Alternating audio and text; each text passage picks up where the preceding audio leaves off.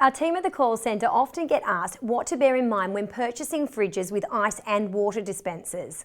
Now, most refrigerators with an ice and water dispenser require professional plumbing, so where the fridge is being placed is something important to think of. Another good thing to think about is the cost efficiency.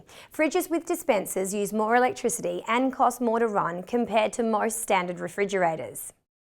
So we always get asked this question, what type of fridge is right for my kitchen? You'll need to factor in the layout and size of your kitchen as well as your personal budget and number of people living in your household.